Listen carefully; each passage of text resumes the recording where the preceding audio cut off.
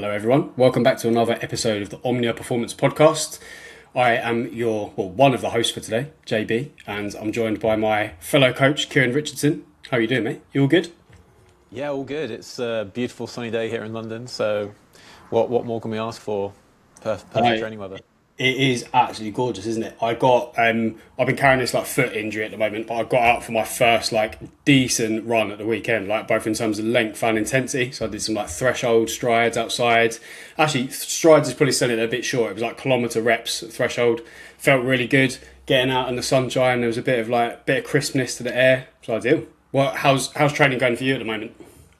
All good, yeah. Really big block of cycling focus at the moment, so getting ready for first few races of the season, and it's all coming together now. We're looking at. I was actually chatting with my own coach the other day, and we're looking at sort of 20, sometimes even 30 watt improvements over the same workout a few months ago. So everything's coming together. Movements feeling strong in the gym. So yeah, I can't really ask for much more. It's been the best block of training I've had in a very long time. Getting all those rocket emojis in. It's good. That's it. Yeah, rockets and what bomb emojis. Nice. It's quality, man. It's cool. So is what's your coach's name again? Is it Tom? Tom, yeah, Tom Yeah, yeah. from the Edge coaching, yeah. That's cool. Nice. Awesome. Right. So the topic of our podcast today is what we've learned from one another. I'm sure it's going to be very deep and meaningful. It's going to make the bromance grow even more. I'm hoping. So we're going to talk a little bit about, since Kieran and I have been working with each other, we've known each other for like a reasonably long time, haven't we? We're kind of like internet friends for a little while, quote unquote. And now we're colleagues and obviously good friends off the back of it, which is cool. So Kieran, why don't you get started with your first point? Absolutely. So this was one of the first things we actually spoke about up on one of the initial flights when we went up to hang out with the rest of the OMNIA team up in Edinburgh, and we were chatting on the plane about how we handle coaching and admin and how we reduce some of that burden so that we can actually spend more time doing the things that matter for our athletes. How do we get through all of the admin quicker? What can we automate? What can we make quicker and just have more contact time? And you mentioned a bit of a one-liner, which I don't know if you remember, I actually wrote it down in my notes on my phone app there and then because I really loved it. And it was basically this idea that if you're not systemizing the things that you care about, then you're leaving them to chance. And it's something that I think so many people can relate to, whether that's fitness journey, whether that's business. For me, it was big life changes in terms of my life and my habits were built around my life in the army. And no longer having that external construct of the army meant that I had to rebuild those systems in order to still achieve the same output. My life looked very different, my habits looked very different, and like a lot of people, that initial period where I left the army, I found my training suffered, I was less productive, because I just didn't have those systems in place. And I think when we look at people who we might consider to be really good in their particular field, maybe we look up to them because they're really fit or they're really good business people or whatever it is, 9 times out of 10 they've really got those systems dialed. It's not a case that they're more disciplined or that they're necessarily inherently better at these things. They're just so dialed in that these things become automatic. It's a habit. And the more that we can do to help people build their own systems, the better. And I don't know about you, but I think when I'm going in the back and forths with my athletes, it's a big part of what we talk about. It's outside of the programming itself, it's probably the single biggest area where we have impact as coaches in terms of helping people, rather than just saying, oh, I see that you missed a session. Well, let's not do that again. It's, okay, you've missed a session. Why? What happened? Was it a case of work overran and you didn't have time to get it in because you didn't have your gym kit with you, so you couldn't just squeeze it into a slot that you had, whatever it is? There's all these different ways that we can reverse engineer things and try and build out systems off the back of it. So yeah, I think that's been the single biggest thing for me straight away, just off the bat, something I've taken into my own life and something that we talk about a lot as coaches. No, that's cool, man. And what sort of stuff for like the interest of the listeners or people watching? What kind of things have you introduced and implemented as systems? Like, for example, have you used like particular tools or just kind of look at things from like a bit of a different angle? Like perhaps something you did indeed leave to chance before. What have you now sort of changed and put into place? Yeah, so one of the single biggest ones is not trying to rely on discipline when it comes to things like social media. So a lot of these apps are designed by the smartest people in the world to be as addictive as possible, and trying to rely on discipline to overcome such a scientifically well-designed thing that is designed to be addictive is foolhardy. We all know it's absolutely ridiculous. So using technology to fight technology, as it were. So when I was in the army, obviously I spent most of my day out doing the actual job, or I was talking to my recruits or my soldiers or whatever it was. Things like social media weren't a distraction. It wasn't part of my job. It wasn't something that was a big part of my day. So it was very easy to stay away from it. When your job is now to be somewhat present on social media, because you use it as a way of showcasing how your clients get on and of attracting new clients into the business, it's very easy to end up thinking, I'm working, when actually no, you probably needed 10 minutes on social media to reply to everybody, and all of a sudden it's been an hour. Using things like blocking apps has been absolutely essential for me. And one of the things that I've done, regardless of what my day looks like, I've got an app set up called OneSec, and not sponsored or anything like that at all. It was a very cheap app. It's something like 20 quid a year, 30 quid a year, whatever it is. And it basically, when I try to open a social media app, it just adds a pause. It basically stops me instantly opening any app. So it stops that you're using your phone for some legitimate, helpful purpose, and then before you know it, you've automatically navigated to Instagram and you've been doom scrolling for half an hour before you even realised what happened. It basically breaks that loop. It interjects a little pause that makes you go, hang on, did you mean to open Instagram here? What were you meant to be doing on your phone?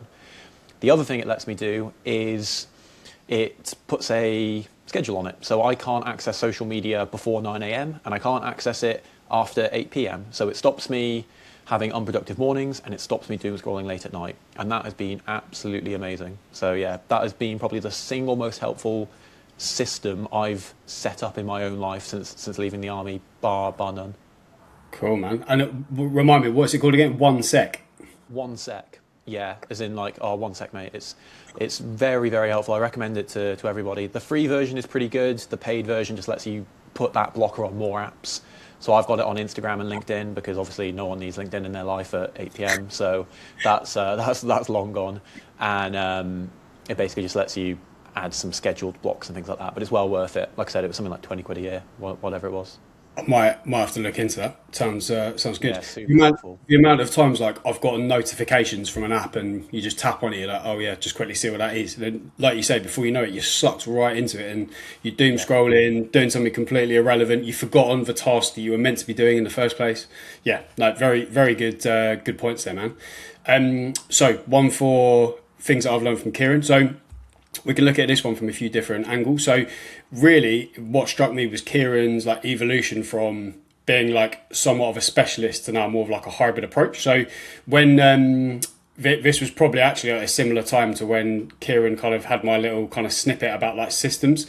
It was probably the same trip. He was telling me about how he had a trip when he was in the army up into the Alps, doing all sorts of cool stuff, adventuring, different exercises and stuff. But I think he mentioned it, and correct me if I'm wrong here, Kieran, but he said you could have extended the trip a little bit more, but you didn't want to be too much out of training time for his powerlifting training. And he kind of now looks back on that and regrets that because he was trying like too much to specialise on something that maybe he didn't need to put so much time and resources in. And now his approach has literally had him move away from that, be a much more well-rounded athlete. So since I've kind of known Kieran, he's like boxed, lifted, run, cycled, tons of different stuff, yet he hasn't lost that edge to any meaningful degree in terms of his strength. So I think that's a massive takeaway, the fact that you can go into other domains without indeed losing that edge.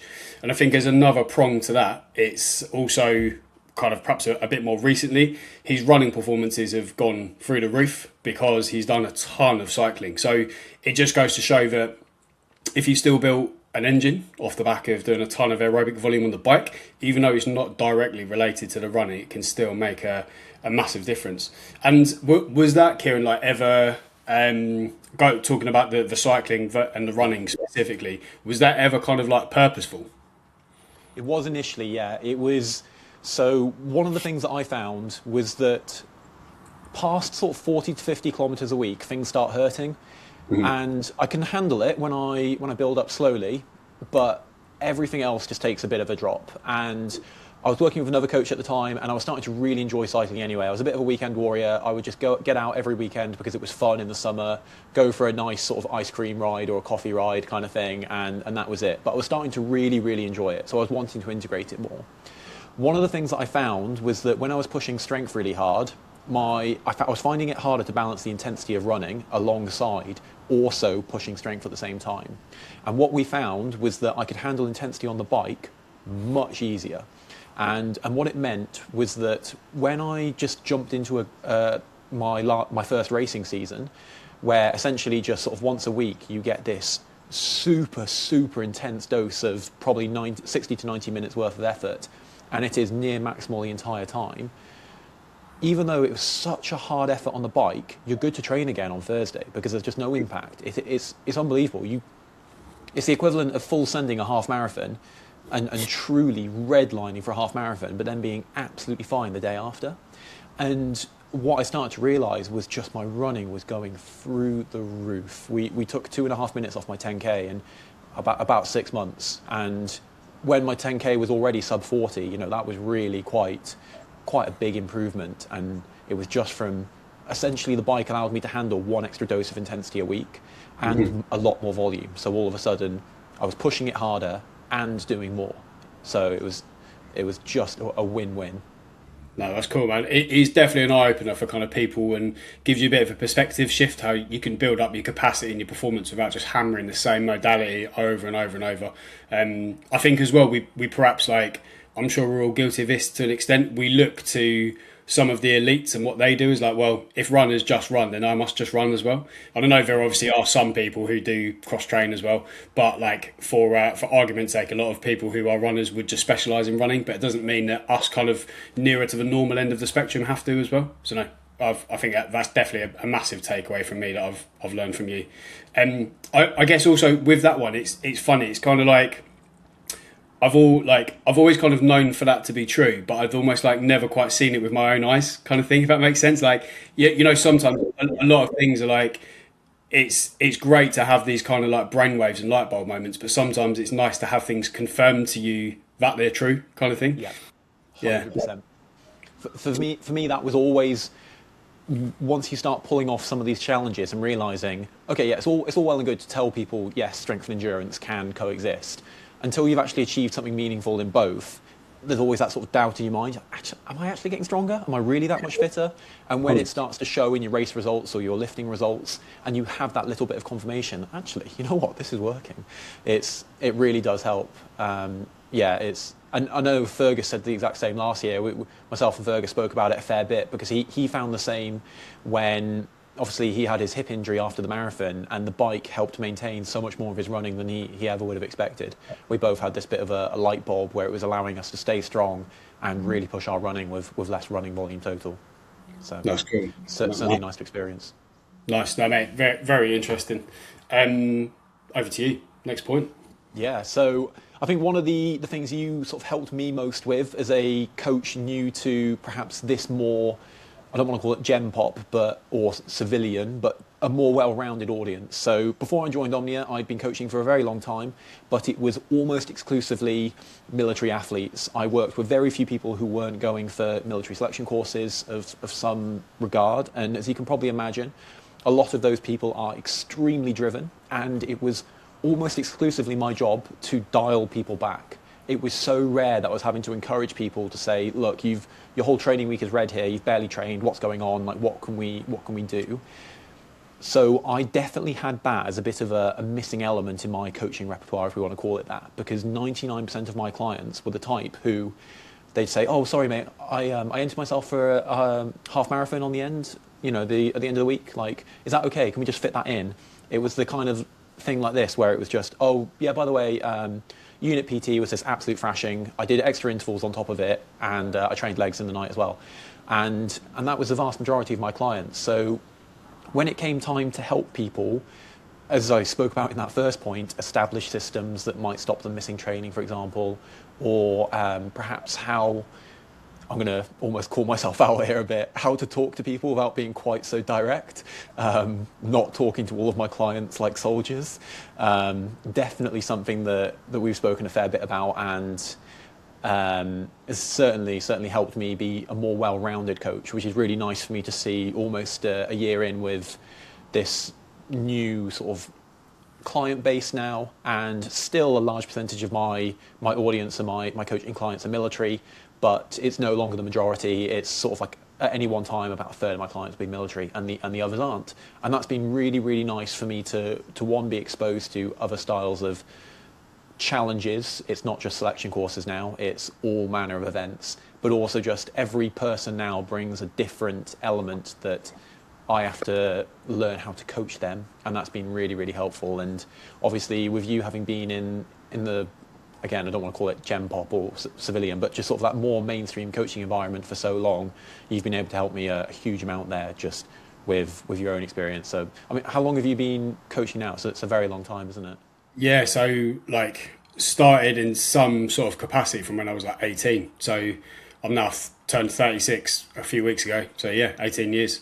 But I think like you put it really well yourself to me. You said like it's just made you more well-rounded. It's not like your style of communication or anything was like wrong. Like it just adds like another style, another like string to your bow, doesn't it? That's all it is. Yeah, like it's really cool to see and equally you think like vice versa. Like I could probably do with like, you know, taking a leaf out of your book and sometimes and like being perhaps more military-esque, more direct. Like it's just a different tool in the toolbox, right? It's just picking a right style of communication that's the right kind of tool for the job. And yeah, no, it's cool, man. It's sorry, you go. I was going to say, you can't use the same tool for every situation, right? It's the whole point of having a toolbox. Exactly. And this I think was probably like a big draw for us, wasn't it? So like for the purposes of you guys listening, in case you weren't aware, like both Kieran and I were kind of pretty much like one-man bands before, in terms of like we'd obviously like talk to other coaches online, but not perhaps in like the same capacity that we do now with each other as colleagues. And it's really cool to kind of get together and learn from different styles and what each of our experiences are and draw upon it. Yeah, a massive draw for us joining Omnia full time for sure. Cool. I think that's sorry, go on.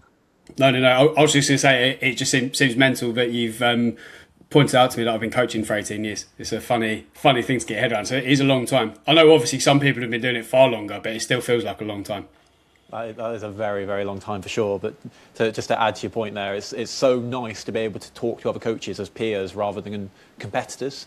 There's always that sort of, so when you're chatting to people online, you don't want to say necessarily play all your cards, for example, but it's very nice to be able to chat to other coaches and learn from them, and everybody's on it's in everybody's best interest to learn from each other, and that's been really, really nice for sure. 100%, man. No, could not agree more. Cool. Ready for me to take one for you now? Let's do it. Yeah, nice. So one of the huge things I've learned from you, Kieran, is that your approach to learning is like absolutely on point. It's very admirable. So for the listeners, and Kieran, correct me if I'm wrong, so you've obviously you were in the military, and then all through the majority of that time you've been studying as well. So I'm not going to butcher which degrees you've been doing, but like if you want to just read out for the listeners what your kind of different qualifications you're undertaking whilst in the military were. Yeah, so I did my initial personal trainer qualification after a serious injury sidelined me. So I started that whilst I was out on exercise in my little green notebook, my waterproof notebook, my phone propped up. Any time I was on Radio Century, I'd be there doing my qualification into my little notebook. Once that was done, that sort of set the precursor to start coaching properly and officially. And I then had the bright idea of the year that I started my business prior to OMNIA.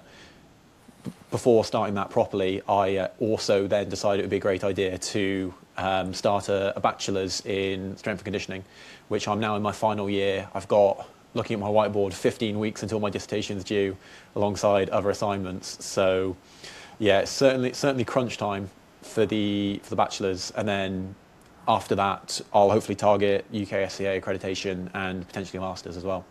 That's really cool. I mean, I hope you don't mind me saying, Kieran, for reference to everyone's like either watching or listening, like you've said on numerous occasions that like, you know, it's tough and you're finding certain things difficult, but what is genuinely really cool to see is like those difficulties haven't made you want to stop. Like you were already talking now about like what you want to do next, which is really cool. And I think like it is just a good reminder that pretty much in like whatever career you're in, you don't just get to a certain level and just stop. Like you don't want to just kind of rest on your laurels. There's always new knowledge to acquire, different like points you want to refine. And yeah, you just want to keep leveling up wherever you're an athlete or a coach, having that kind of ability to like balance your training, your coaching, still pushing your education is really, really cool to see, and certainly something I'm trying to take away from as well. So like I still do like a lot of reading through the week, but I haven't done any sort of like more formalized education for like a very long time, like since university. So yeah, I would like to take a leaf out of your book and try and push on with something along those lines for sure. Sweet. Ready for the next one? Yeah, absolutely. So, one of the things that, again, you've helped me with as a coach in particular is the plyometrics aspect. So this is something we spoke about a lot. Obviously, your background in power sports and just that sort of broad athleticism aspect. I was very comfortable with programming this for, again, people who were already fairly athletic, namely soldiers, because I've always been a big believer that plyometrics are very, very important, but they can be quite hard to either approach or scale sometimes, particularly if people aren't used to that kind of movement whatsoever. And we've spoken at length about how to scale and regress plyometrics, particularly for people just getting into it. And we've built out some progressions that work very well, and we use them with the vast majority of our clients. And it's shown me that outside of people who have sort of very specific requirements or certain injuries at the moment, we've been able to scale plyometrics to pretty much any level.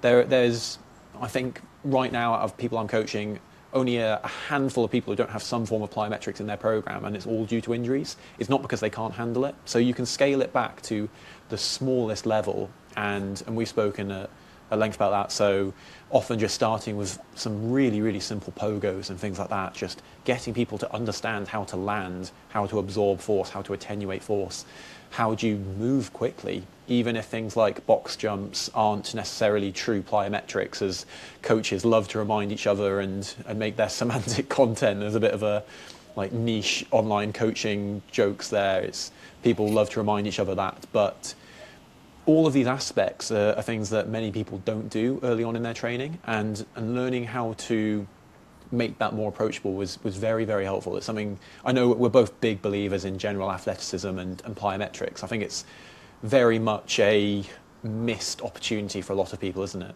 Yeah, 100%. I feel like, especially once people stop playing team sports that involve some sort of like intermittent sprinting and jumping or like whatever, stepping, people do often lose that ability to like absorb force and reutilize it. And then they'll wonder, like, when they're on the start line at the mum's or dad's race for sports day, they pull a hamstring or whatever. I'm being like a bit of a knob there, but you know what I mean. Like, it's one of those things where, like, maybe a very traditional pattern of people who play team sports and stuff at school stop after school or university, then start to maybe like their version of exercise becomes gym and like some or endurance training or whatever. Not that there's anything wrong with that, but out of all of that kind of stuff, you do lose that kind of a section of that general athleticism. So like the strength and the endurance, the cardiovascular capacity side of things is sorted, but your ability to produce force quickly, absorb it and stuff is kind of lost. So yeah, having some plyometrics in your training, whether that just looks like, I don't know, some strides, some hill sprints, like Kieran suggested, some pogo hop variations. You can even regress to hand-supported ones, so you're even using less than your body weight for them. There's tons of different options there, and it's well worth incorporating. I've genuinely found, like, even in my like ultra runners and stuff, those who incorporate them kind of tend to get a little bit more resilient in their lower limbs, because of course they take a hell of a pounding during an ultra. Even stuff like reduction in like calf cramping and things like that as well. Very, very good tool to incorporate for sure. Have you got any plyos in your own training at the moment as well? Yeah, so I'm starting every lower body session with plyos, and I'm also doing some form of clean variation most of my lower body days as well. I've got a very big emphasis on power at the moment, because I've never been the most athletic. I've always been very strong, particularly so right now, obviously, about 70% of my training volume is cycling. So by any sort of description, if I had to pick a primary discipline, I guess I am now a cyclist outside of a runner or any other sort of single discipline. Mm-hmm. And relative to most cyclists, I'm very strong. That's relatively undeniable. but I'm not all that explosive or powerful. There are plenty of people who are not as strong as me, but they'd still beat me in a bike sprint. Why? Because they are more explosive, they have that motor pattern of sprinting, they are able to do that properly. And that's something I'm trying to develop through, one, rate of force reduction training, actually doing some plyos and some cleans and things like that. And then also just the skill aspect. Obviously, you could be as explosive as you want, but if you're not skillful in the movement you're trying to be explosive in, you're probably not going to execute it very well in the first place. So, yeah, for me right now, it's just a combination of a lot of plyometrics, sprinkling of weightlifting, particularly cleans, because right now with my own injury limitations, things like snatch, it's just never going to happen with any kind of meaningful load. So just get the most bang for buck with some power cleans, hang power cleans, that sort of thing, and then some conventional strength training just to try and drop some absolutely horrendous watt bombs at a Cat 4 crit and win my plastic trophy. So Nice. we'll see what happens. It's what it's all about, mate, a plastic trophy. Beat your friends to the town sign. It's the most important race there is. And I would say as well, like just as one little extra tip for you guys listening or watching is, if like sometimes I think plyometrics can be like a little bit almost like intimidating. They are often perceived to be like a really, really advanced training tool. There's often like there always used to be in these like strength and conditioning textbooks, like you have to be able to squat 1.5 times your body weight first before you can do plyos. I just think that's a lot of bollocks.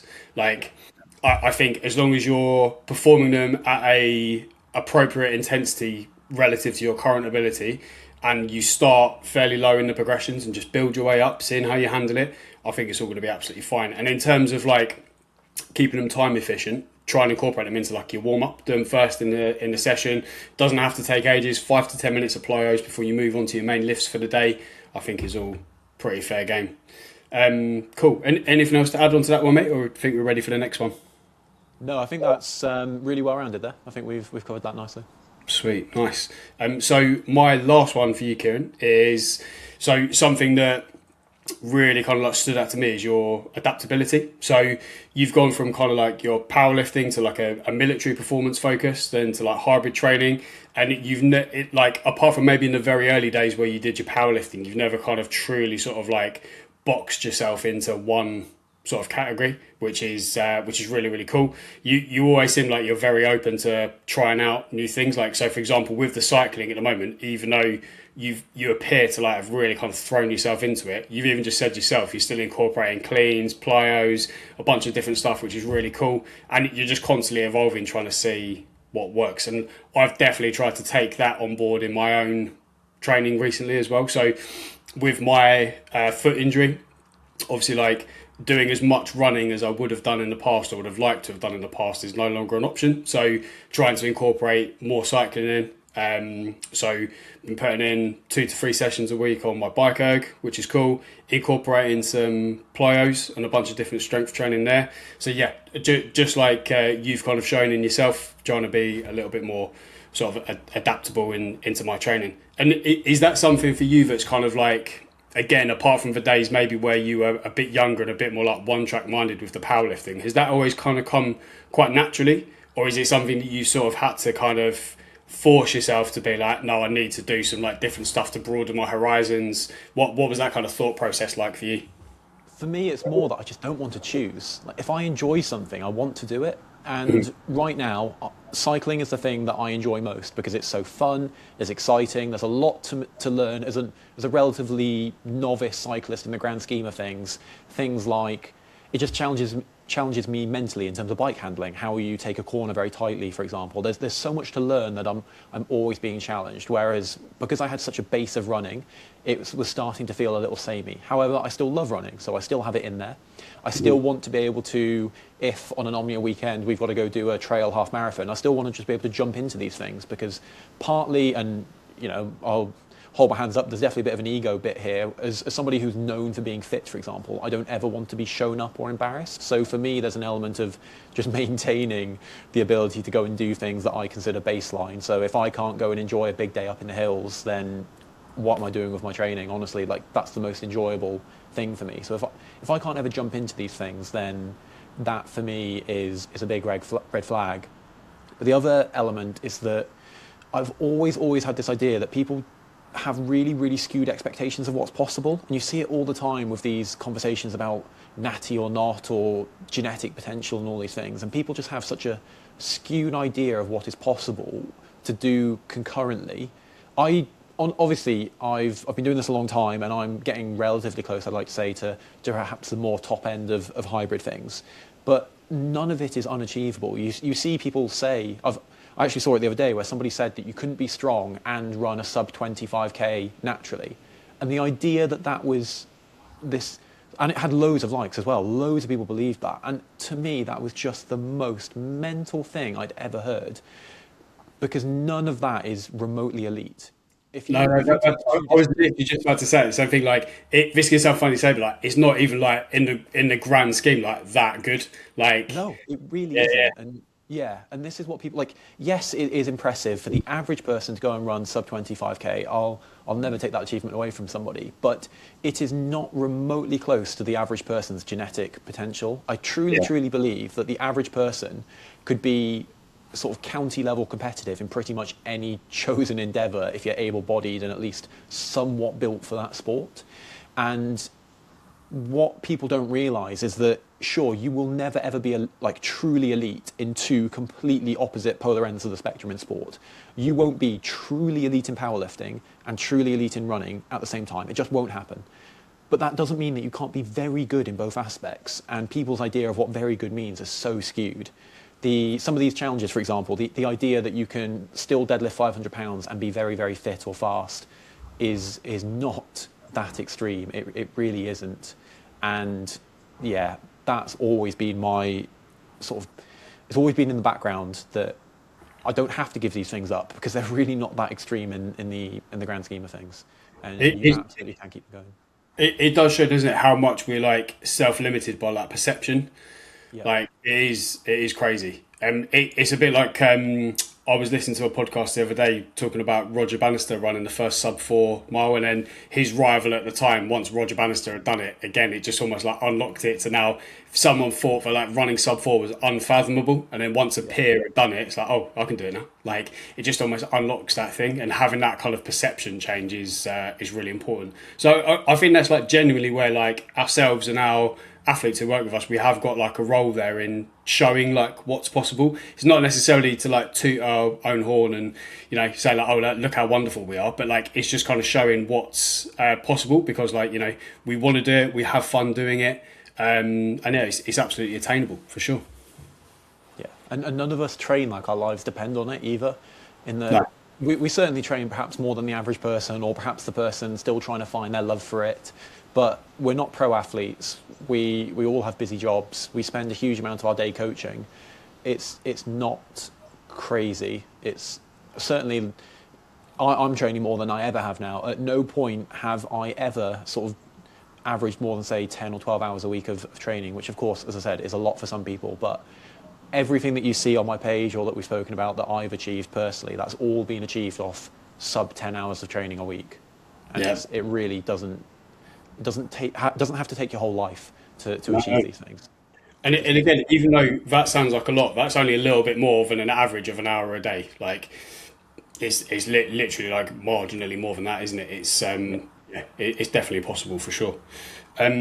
Cool. I think we're ready to wrap things up there, right? So I mean, my all of my points for Kieran have been a good mindset. A good mix rather of performance and mindset based stuff. Yeah, it's as I say, mate. It's been a pleasure working with you so far with Omnia. It's cool. Learned a lot. Awesome. So we're going to wrap things up there, guys. If you would like to learn more about hybrid training, putting your own stamp on fitness, we've got our hybrid training guide. If you would like to go over to the show notes, you can click the link there and sign up for that. But otherwise, I think that is everything from us. So thanks for listening as always, and we'll see you all again soon.